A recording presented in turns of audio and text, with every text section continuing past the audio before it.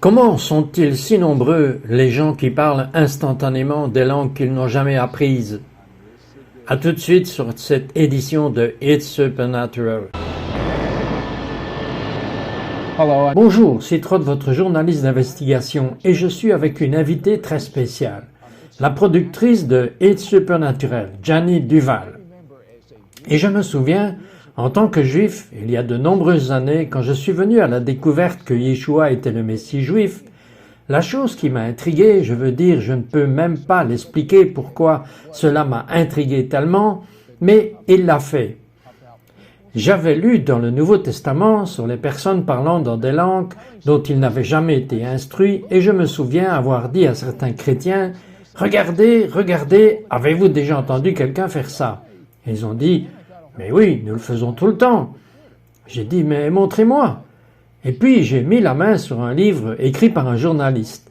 Son nom est Cheryl, et il a écrit un livre intitulé « Ils ont parlé dans d'autres langues ». Il était là pour prouver que ces langues étaient en fait fausses, inventées. Et donc il a fait le tour avec un magnétophone partout aux États-Unis pour enregistrer des gens parlant dans ces langues surnaturelles, ces langues qu'il n'avait jamais étudiées. Il a emmené les bandes dans un laboratoire de langues et ils ont dit que même certaines langues, ils ne pouvaient pas les reconnaître, qu'ils pouvaient les découvrir en étudiant les mots, que ceux-ci étaient des langues réelles, quelques langues anciennes qui ne sont même plus parlées. Janie Duval, quelle était la première fois que vous pouvez vous rappeler, et vous aussi vous venez d'un contexte juif, quand est-ce la première fois que vous vous souvenez avoir pu parler dans une langue surnaturelle? Eh bien, vous savez, j'ai lu aussi le livre de John Cheryl, et cela m'a intrigué, et j'étais dans le métro de New York, et j'ai raté mon arrêt parce que j'étais coincé dans la lecture.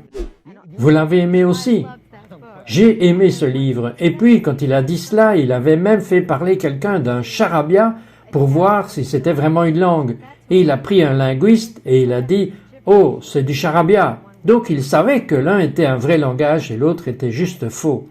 Mais après avoir lu ce livre, je suis entré dans une église et j'ai entendu des gens parler dans des langues inconnues, et je leur ai demandé ensuite « Mais qu'est-ce que ça fait ?» Et ils ont dit « Oh, vous savez, c'est juste sorti de ma bouche ». Et j'ai pensé que j'avais l'impression que quelque chose avait pris le contrôle de leur bouche pour faire sortir ces langues qu'ils ne connaissent même pas. Eh bien, un jour, je disais juste « Merci Jésus ». Et tout d'un coup, j'ai entendu un accent écossais. Cette New-Yorkaise avec un accent écossais. Un accent écossais de Brooklyn. Non, c'était un pur accent écossais, et puis tout d'un coup, ça a juste changé en toutes ces langues, et j'ai entendu du français, de l'espagnol, et puis je suis rentré chez ma mère, ma gentille mère juive, et j'ai dit « Maman, écoute ça ». Et ma mère connaissait le latin, l'espagnol, le français, l'italien. Alors j'ai commencé à parler ces langues surnaturelles, et elle a dit « Je sais ce que tu dis, je peux l'interpréter ». Et j'ai dit « Eh bien, qu'est-ce que j'ai dit? Qu'est-ce que c'est ?» Oui, vous disiez quoi? Je serais curieux aussi. Je disais, le Messie revient bientôt et nous avons besoin de lui chanter des louanges. Alors elle avait l'habitude de s'asseoir là depuis longtemps et elle a juste dit, continue à le faire, continue à le parler. Qu'est-ce qu'elle a fait? Elle n'était pas croyante en Jésus, qu'en a-t-elle pensé? Vous savez, elle était une croyante cachée parce qu'elle a vu Jésus le jour même du Yom Kippour avant ma naissance. Qu'est-ce que vous voulez dire? Avant ma naissance, ma mère juive, Jésus lui est apparu le jour du Yom Kippour et elle s'est disputée avec lui et elle lui a dit « Je ne peux pas te voir, je suis juive ».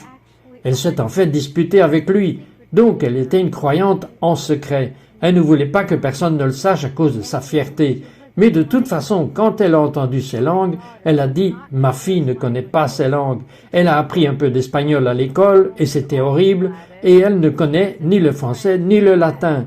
Et cela l'a convaincue que Jésus était le Messie. Et vous, avez-vous déjà entendu certaines de ces langues inconnues? Nous allons faire une enquête, nous revenons tout de suite après ceci.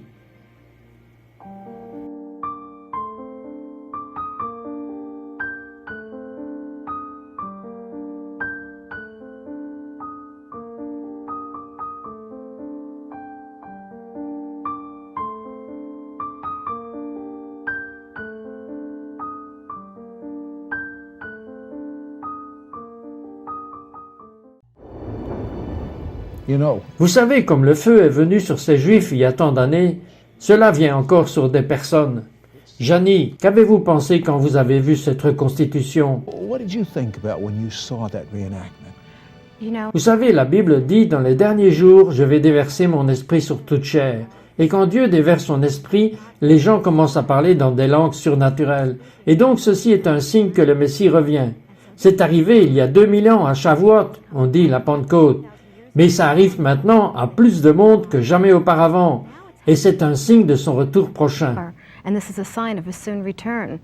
Vous connaissez le prophète Joël que Janie vient juste de citer. Il dit ceci: « Ce signe sera dans les derniers jours. » Mais il commence en disant « Je vais le déverser sur vos fils, c'est-à-dire les fils du peuple juif, et vos filles, c'est-à-dire les filles du peuple juif. » Donc, un énorme signe surnaturel, c'est lorsque les Juifs ont cet épanchement. C'est un feu, littéralement, c'est l'esprit du Dieu vivant. Je vais croire qu'avant la fin de cette émission, vous allez surnaturellement avoir un peu de ce feu. Ce que je veux savoir, c'est quand vous avez parlé des langues surnaturelles, quelqu'un a-t-il déjà compris la langue que vous étiez en train de parler? Oui, plusieurs fois. Ça a été assez incroyable, Janie. Par exemple, j'avais une étude biblique une fois et il y avait un médecin philippin là-bas. Et j'ai posé mes mains sur lui et j'ai commencé à prier dans ces langues surnaturelles. Et tout d'un coup, ce gars a presque été hystérique. Et il a appelé sa femme et il a dit « Pourquoi lui as-tu appris à dire ces langues ?» C'était un médecin philippin, un homme très sensé, et je lui disais quelque chose dans sa langue philippine. Mais avant que sa femme ne puisse aller le voir pour lui expliquer qu'elle n'avait rien dit, il a dit « Attendez une seconde, tu n'aurais pas pu lui dire parce qu'il y a 27 dialectes différents dans les Philippines et il parle dans mon dialecte et il me dit de croire que Jésus est le Messie. » Puis une autre fois, j'étais avec un rabbin orthodoxe et ce rabbin avait une femme, il croyait en Jésus. Vous savez, il y a beaucoup de rabbins qui croient en Jésus maintenant. Ce rabbin orthodoxe est venu vers moi et il a dit « Nous voulons prier pour une femme qui a un enfant mort-né. Nous voulons prier pour que la femme revienne à la vie. » Je n'avais pas la foi pour faire cela. Je savais que Dieu pouvait le faire. Alors j'ai mis mes mains et j'ai commencé à prier. Et il m'a regardé, il a dit « Si, vous priez dans une ancienne forme d'hébreu. Vous dites que l'esprit de cet enfant est avec Dieu le Père. Et vous pouvez arrêter de prier maintenant. On va jeter un œil à un autre homme juif. Ça, c'est une chose incroyable. Et cela implique un Philippin à nouveau. Nous revenons tout de suite après ceci.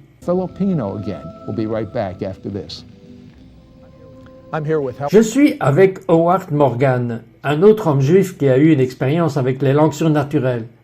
Howard, parlez-moi de cela. J'enseignais dans un séminaire biblique à Londres et dans la congrégation se trouvaient 2 femmes des Philippines, des sœurs jumelles.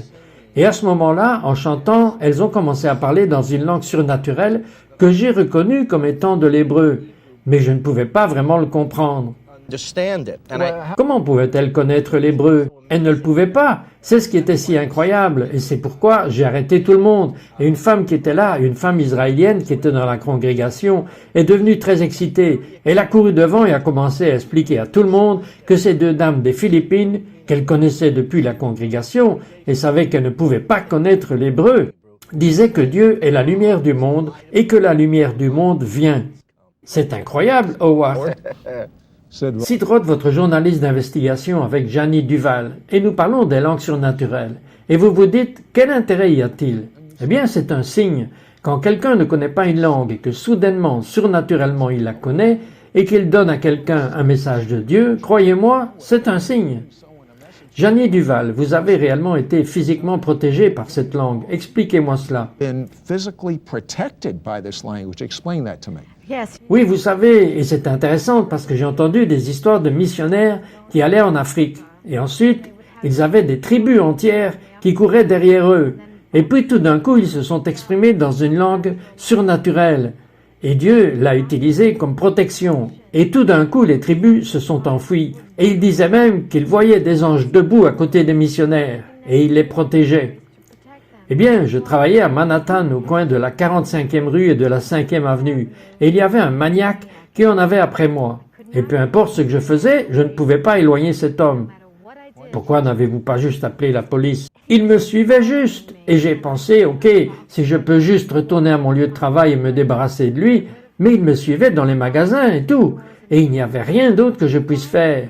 Et sur la 45e rue et la 5e avenue, finalement j'ai commencé à crier dans ces langues surnaturelles. Et ma main allait comme ça. Bien sûr, je ne savais pas ce que je disais, mais il m'a juste regardé. Et avant cela, ce n'était pas le cas. Peu importe ce que je lui disais, mais il m'a regardé et il a dit « Arrêtez de dire ces choses. Arrêtez ça. Arrêtez ça. » Je sais que vous riez, et je ne riais pas, et il s'est enfui. Saviez-vous ce que vous disiez? Non, je n'en avais aucune idée, mais il s'est enfui effrayé. Je ne sais pas ce qu'il a vu, mais il s'est enfui effrayé. Et tout d'un coup, la foule autour de moi m'a regardé comme pour dire « Qu'est-ce qui est arrivé à cette personne ?» Il y a en fait une présence de Dieu qui vient sur un individu lorsqu'il prie dans ces langues inconnues. J'aimerais que vous entendiez une autre personne juive. Je veux dire, Dieu commence par le juif, c'est ce qui se passe. Une autre personne juive qui parle dans des langues surnaturelles. Nous sommes de retour après cela. In supernatural languages. Be right back after this.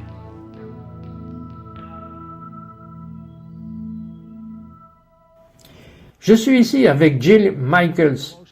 Elle a eu l'expérience la plus incroyable avec des langues surnaturelles. Jill, racontez-moi cela. Eh bien, je suis à New York et je suis juive. Je suis aussi musicienne. Et on m'a parlé d'un musicien à Harlem, à New York, qui est dans le centre-ville, qui est un fabuleux organiste. Et certaines personnes voulaient que je fasse un peu de travail avec lui. Alors je suis allé là-bas un dimanche matin, quand il travaillait, et c'était magnifique. Une telle expérience inhabituelle. Je n'avais jamais été dans une église avant.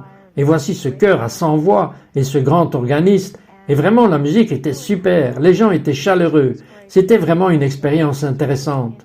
Et je pensais que ça allait être très, très étrange pour moi. Mais à certains égards, ce n'était pas le cas. Parce que même les histoires dont il parlait étaient dans les écritures juives. C'était donc familier pour moi. C'était une église noire. Oui, c'était tout des noirs. C'était moi et 3000 Africo-Américains. J'étais facile à trouver dans la foule.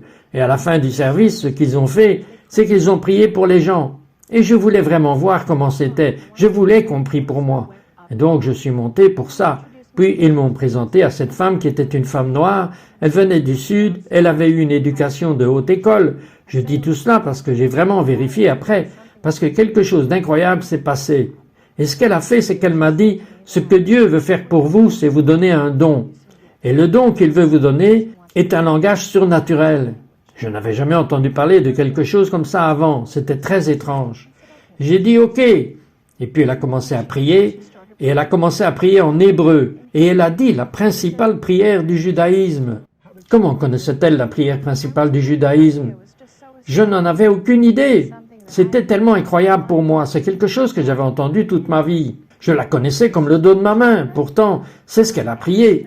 Et je lui ai demandé. Et elle a dit que c'était une langue surnaturelle.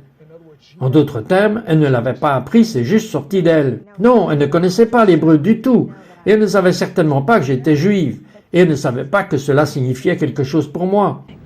Gilles, vous avez même eu une expérience étrangère avec la langue de l'araméen.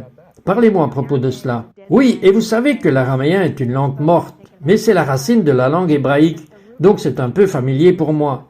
Et donc j'étais dans une autre congrégation, dans un autre quartier du centre-ville. Ma musique m'a amené dans beaucoup d'endroits amusants.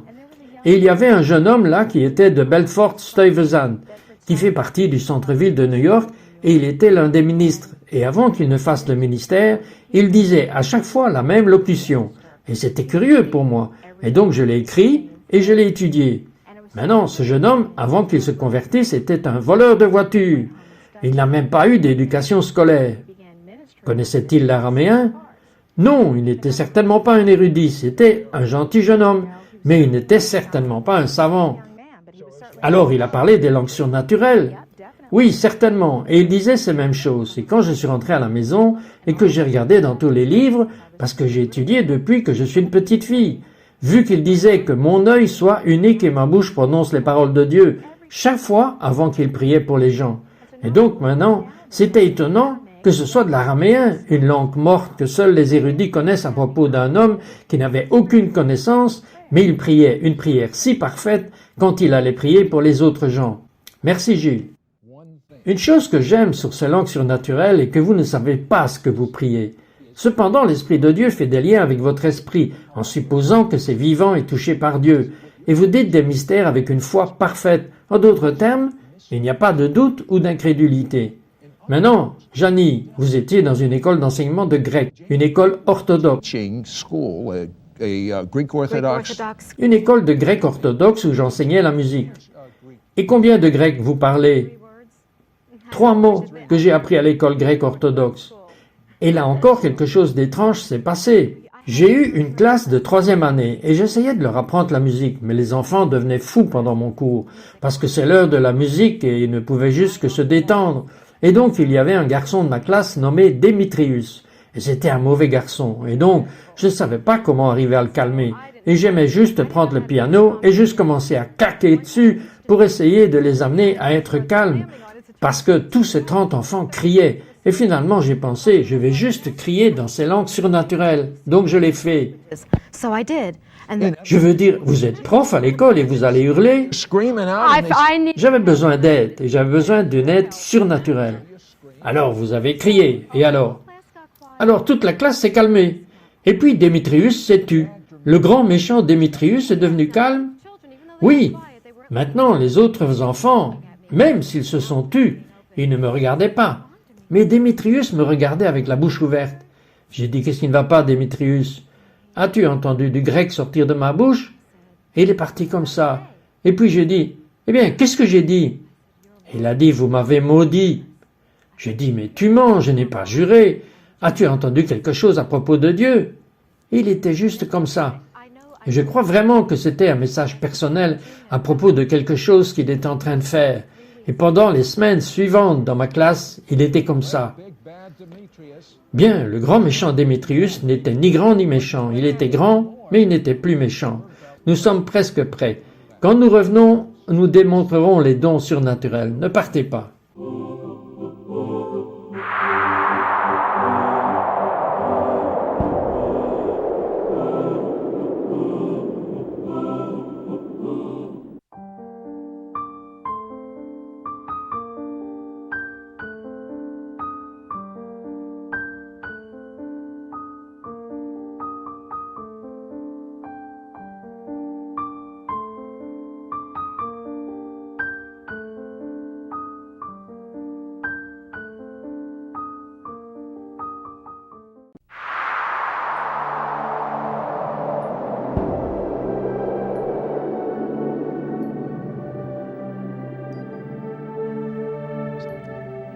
hello. Bonjour, c'est Trott, votre journaliste d'investigation. J'enquête sur les langues surnaturelles. Surnaturelles parce que ce sont des langues que l'homme n'a pas appris. Elles viennent de Dieu. Et je parle avec Janie Duval, une autre personne juive qui dit hardiment que Jésus est le Messie juif.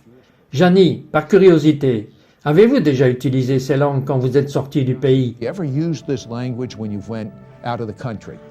Eh bien, vous savez, je suis allé en Europe, et les gens m'ont dit avant que j'aille en Europe qu'ils m'avaient entendu parler l'hébreu, l'araméen, le français et toutes ces langues. Alors, j'ai pensé, ça va être amusant. Je vais en Europe, et dans chaque pays, je vais juste parler à tout le monde dans leur langue. Mais vous ne pouvez pas programmer l'Esprit de Dieu. Et donc, j'ai essayé de faire cela, et c'est juste que personne ne savait ce que je disais. Mais c'est intéressant, parce qu'il y a eu des moments où l'on parle dans ces langues surnaturelles, et cela venait en français, et parfois c'était un français parisien, parfois c'était canadien, et parfois c'était une ancienne forme de français, parce que j'avais différents professeurs qui connaissaient ces langues. Mais la chose intéressante que je pense de parler en langue surnaturelle, c'est que dans la Bible, il est dit que nous devons prier avec notre pensée. Donc c'est prier avec une langue que nous connaissons. Mais ensuite, elle dit de prier dans l'esprit, et ce sont les langues surnaturelles. Et puis elle dit de chanter avec notre esprit, et puis de chanter dans l'esprit. Alors le Seigneur veut que nous prions et chantions dans ces langues surnaturelles, parce que les miracles vont se produire. And singing in these supernatural languages because miracles happen. Vous savez ce que j'aimerais faire? Je voudrais voir un miracle. Maintenant, la Bible dit aussi que lorsque vous priez dans des langues surnaturelles, vous louez Dieu. Dieu aime être loué. Je veux dire, il est si bon. Il n'y a rien que je veuille faire plus que de louer Dieu. Et c'est ce qui va arriver maintenant. Janie ne va pas seulement parler en langue surnaturelle, et c'est une chose sacrée, et certains d'entre vous ne le comprendront pas. Mais je vous déconseille de vous moquer de ce que vous ne comprenez pas. Et je vais demander à Janie de chanter à Dieu dans une mélodie.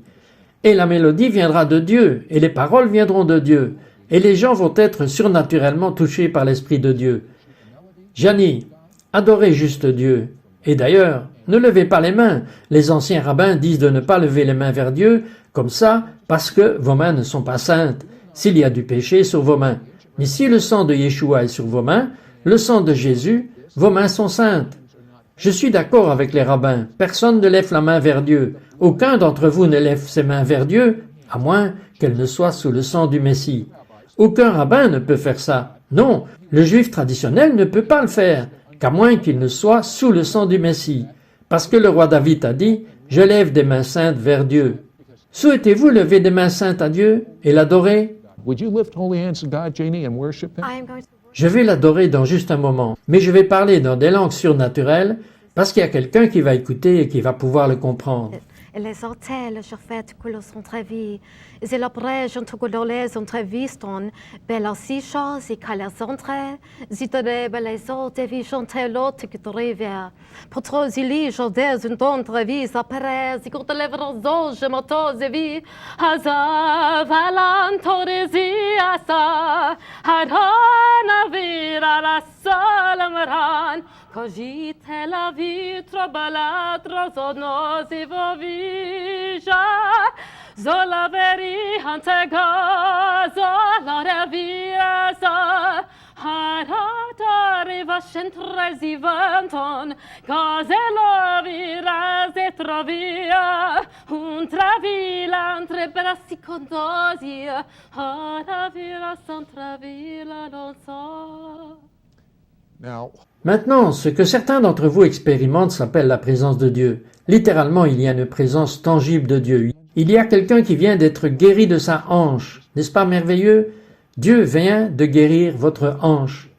Janie, qu'est-ce que Dieu vous montre? God showing you. And there's a spine. Et il y a une colonne vertébrale qui tout d'un coup s'est réalignée. Qu'est-ce que votre mère juive a pensé quand elle a vu Jésus? Elle savait qu'il était réel. Elle a vu le changement dans votre vie et celle de votre famille. Qu'a-t-elle pensé à propos de Jésus avant qu'elle ne décède? What did she think about Jesus before she died? Des mois avant qu'elle ne décède, tout d'un coup, elle a commencé à devenir audacieuse. Au début, elle était embarrassée. Qu'est-ce que les voisins vont penser, les voisins juifs? Mais les derniers mois de sa vie, elle a commencé à être de plus en plus audacieuse.